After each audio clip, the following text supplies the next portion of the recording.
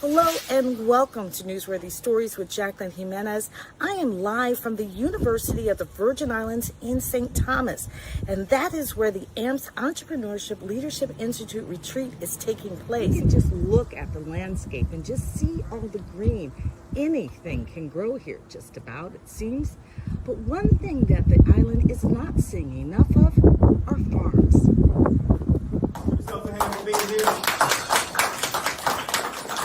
Wasn't easy to get to this point right here, I'm telling y'all. James Amps of Amps International LLC from South Florida, bringing in the experts for the Amps Entrepreneurship Leadership Institute retreat in the St. Thomas, U.S. Virgin Islands. This intense youth retreat, which is free for the participants, is being used as a weapon in a fight against the greatest threat in the Virgin Islands: food sustainability and conservation. The students will hear the struggles of farmers, then build a business around solving it. So the next move now is, how do we really solve issues?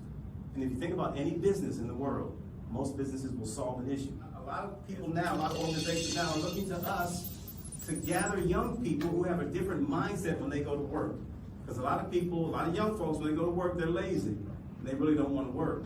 But if you're somebody who understands what business is about, then your mindset is a little bit different. You're a little bit more creative than the average youngster who goes to work or even goes to college. We said, let's start these camps and let's make them intensive. I don't want to do a camp where you're going 9 to 5. There's no pressure there. And you're going for the whole week or 2 weeks. There's no pressure. The pressure is doing it during the weekend where you're up until midnight. Teachers and counselors from both St. Croix and St. Thomas played a key role in getting the students to participate in the retreat in St. Thomas and making sure they signed up. And thank you very much, the counselor at the Eudora Ken School. Thank you very much. And some of you came in this week, am I right? Some of y'all came in this week, and it was only because of Miss Wilson that you came in this week. And it wasn't that she just gave you an application. She called some of y'all parents. She called some of y'all parents, and that's why y'all filled it out. But I got calls from a lot of parents wanting to know what this is, because you're coming somewhere where they don't know us. And so we had to talk to them and explain exactly what you were going through to be here and to be at the hotel overnight, which was kind of cool. So I want them to understand commerce, and I want them to understand why they need to learn how to grow their own food and being a business owner. I just want them to really embrace owning their own business and understanding what it is to be a business owner. And when I shared with them this program, they were really excited. At the helm of the retreat is Master Trainer Juan Casimiro, who is also the CEO of BizNovator. His approach to business: mastering your mindset, especially when it comes to when you should start a business. Let me explain. So when we're talking about growth development, we're also talking about being comfortable in trying something new. And only 5% of the population in the world, only 5% is entrepreneurial. Shift the mindset, because it starts right now. You're entrepreneurs, and you become an entrepreneur the minute you believe it. And it's right here, right now. Welcome again. Thank you, James. AMPS Institute is partnering with USDA Natural Resources Conservation Service and the University of the Virgin Islands School of Agriculture to generate business ideas from the youth. This program is geared toward helping farmers manage the business side of their industry and generating innovative ways to produce what the island has been importing. And so without any further ado, I would like to introduce Dr. Louis Hakeem.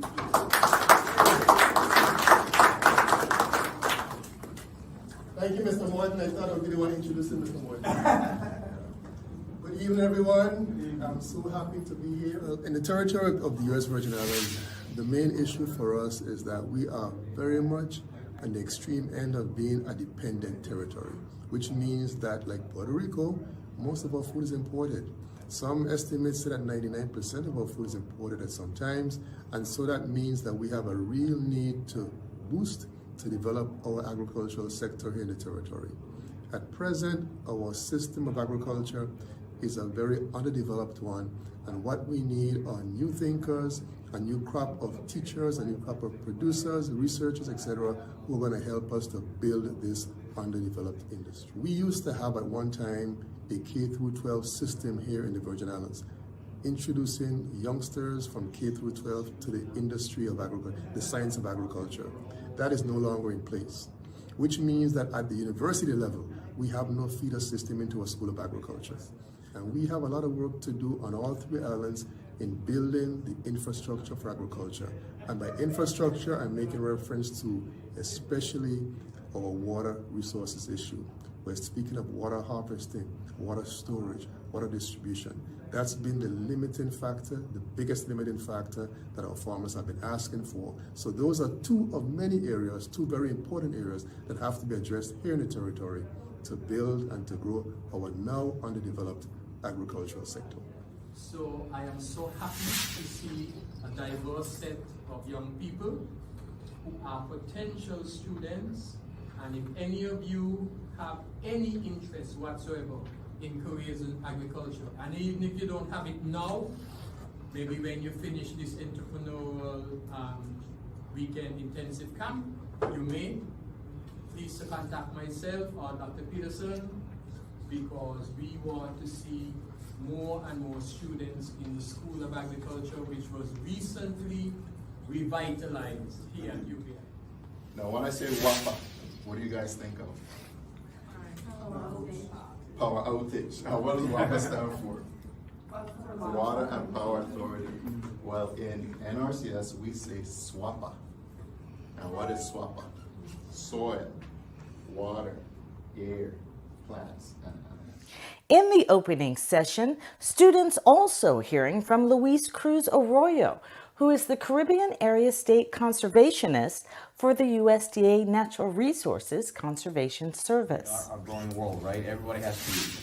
And everybody has to eat at least 3 times a day. Some people eat 2, that's okay. But you need water and food to be sustained. And I hear a lot of people go to the supermarket and look at the price of eggs. $7 a dozen here in the USVI or more. Wow. And then we go to our houses and we tell our kids not to be farmers, not to be agronomists. So that's why we are in that position right there. Because we pay that amount because everything comes in boats. And when there is a virus in the US, there's complications here in the territories. And that's why we need more people that are minded to our growing world, what's impacting us here. We don't force farmers to do conservation, we just give them alternatives. Science-based alternatives with our partners here from Extension and other partners that we have through the islands. We tell them if you got soil erosion, if you got a water quality issue, how to fix it, and then they make a decision based on the alternatives. And you drink water. Oh, good deal. So nobody wants dirty water, correct?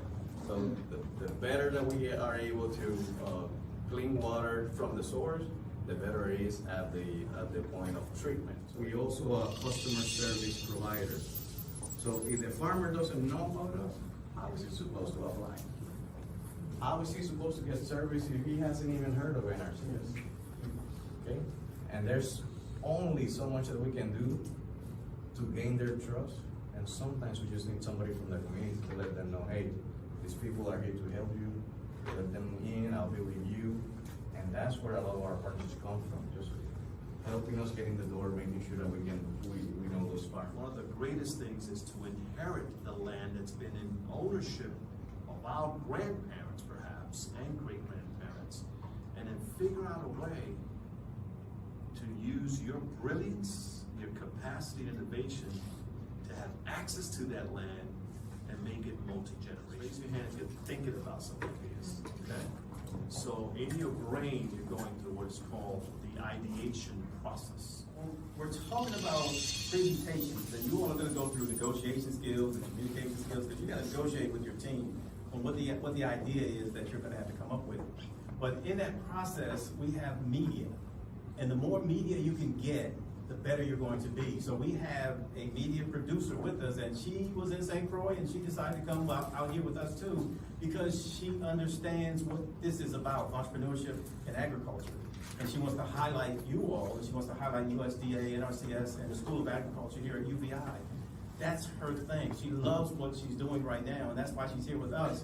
So I want to bring her up to talk about not just publicity, but talk about producing and talk about why it's so important that you should get stories out. And she's a pro at it. So I want to bring up Jacqueline Jimenez. What you need to understand is your phones as a business owner and your iPads. You don't need to have a big media marketing department if you know how to use your phones. Social media, we are generating so much business, and not only business, but personal branding. So now people will become to understand not just what you sell, but who you are. Because most people are buying more than the product, they're buying who that person is. What does that person stand for? You know, who are they, how are they impacting the community? If I have a choice between somebody who's been impacting the community and somebody who hasn't, I'm going with the person who's impacting the community. You have the power in your phones to do that. So we want to see you guys interview each other. We want you to, I run my stories on LinkedIn, YouTube, Facebook, my own personal Facebook page, whatever other platforms you guys have out there. But we want you to share these stories and share your experience so that other kids, students, will have the same experience. I honestly, I think every student should go through this program, and really adults.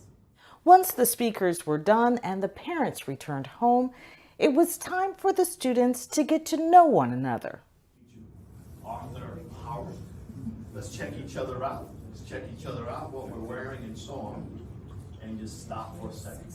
Now what I want all of you to do is stand up, find a partner, and face each other.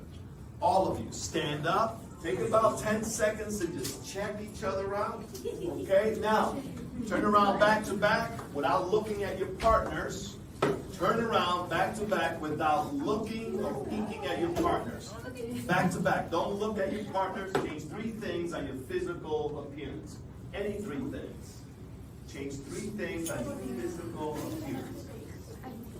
Okay? Oh my God. We're going to turn around and try to figure out what those 3 changes are.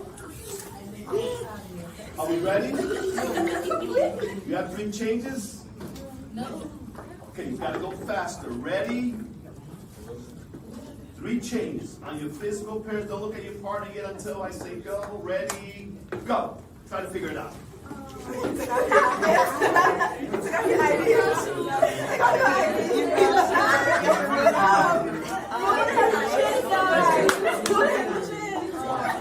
The participants of the AMPS Entrepreneurship Leadership Institute retreat will not only learn to build a business, but are put into teams to compete for investment dollars. Each student will also get a year-long mentorship with access to over 13,000 professionals across the U.S. through a partnership with the ICABA World Network. Can entrepreneurs create opportunities? That's where it's at. Think about this. Where there are problems, there are opportunities if you're a true entrepreneur. Where there are people complaining of things over and over and over and over again, the entrepreneur is saying, tell me more. The entrepreneur creates opportunity.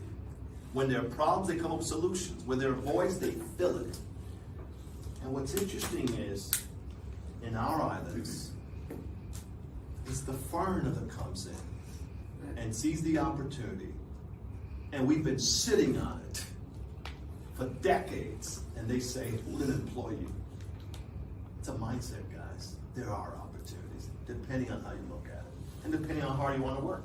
Okay, so for me, I literally just got the opportunity the other day because a farm, like a vertical, like indoor farm, has just like recently opened up in town, and that's the opportunity I could see as a, okay, my whole thing with St. Thomas and agriculture is, I don't believe that we could do 100% of our food growing just off of our conditions. But with also modern technology, I feel we could like decrease it by a lot, you know, because St. Thomas at the end of the day has no fresh water, no like constant rain, no flat areas. So it's like we kind of have all the perfect stuff to not be agriculturally sound. Like the whole reason Snows was colonized because it has a good deep water port. And back in those days, that's all it really was. They supplement, but the only thing that mattered was the port. So always things have been imported, you know. Right. But modern technology, like I see at the job there, you know, it's like we have like a room in a big old warehouse going way down, and it's like all of that one day will be filled with food that we'll be able to like probably never to supermarkets, but to restaurants and stuff like that, you know. So we could probably never 100%, but I'd say we could still increase it by a lot. Keep watching as we take the students out of the classroom for some hands-on experience on the farm, and wait until you hear what the farmer asked them to do.